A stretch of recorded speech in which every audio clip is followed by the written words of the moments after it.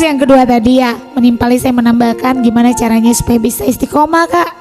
Sekali hijrah selamanya istiqomah ya. Istiqomah itu gak gampang, memang yang gampang itu istirahat ya, gampang itu istirahat. Gimana caranya? Pertama tadi betul dibilang adalah lingkungan. Kita butuh lingkungan. Lingkungan itu siapa aja? Lingkungan itu dimulai dari mungkin ya seperti ini, kajian-kajian seperti ini.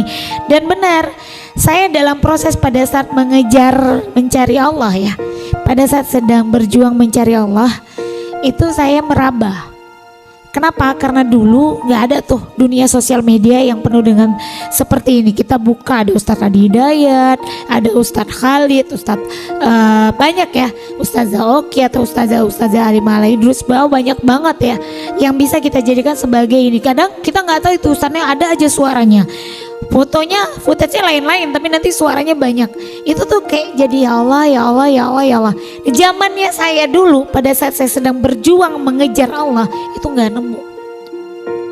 Yang bisa saya lakukan apa? Saya pergi ke Gramedia. Saya datang ke Gramedia cari buku yang bicara tentang Allah, kebesaran Allah, semuanya tentang Allah. Saya baca Latahzan itu yang setebal ini. Latahzan tuh, kalau jangan bersedih ya.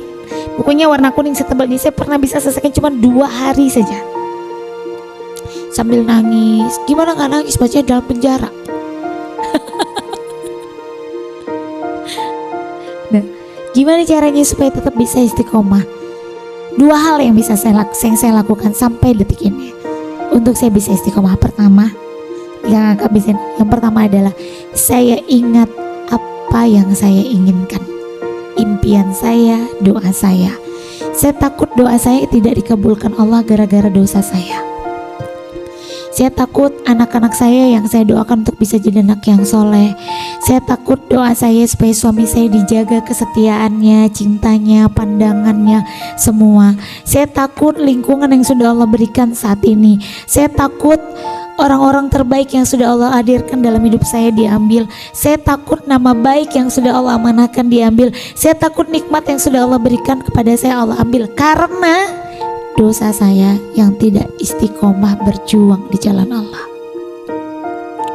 Jadi hal yang pertama, pada saat kita mulai sedikit melenceng, itu sesuatu hal yang sebenarnya kalau saya bilang wajar, ya wajar gitu. Karena kita pun bukan nabi ya. Sekelas nabi pun pernah ngambek sama umatnya. Ditaruh Allah di dalam 3 kegelapan. Nabi siapa?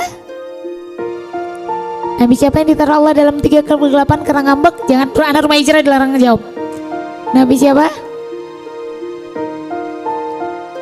Hah? Nabi siapa? Ayo, siapa yang bisa jawab saya kasih hadiah? 1 2, angkat tangan. 3, Nabi siapa? Nabi Yunus. Oke, nanti dikasih hadiah ya. Nanti dikasih hadiah. Nah, ditaruh dalam 3 kegelapan kan? Di malam hari, dalam perut ikan, dalam laut. Kenapa? Karena cuma ngambek sama umatnya. Karena umatnya gak mau dengerin.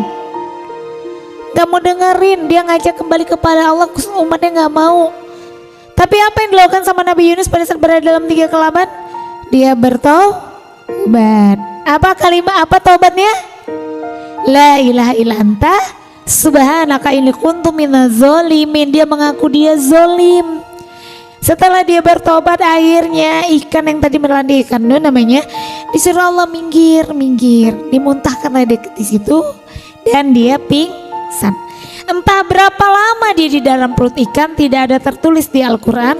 Entah berapa lama dia di pinggir pantai, tidak ada tertulis di Al-Quran.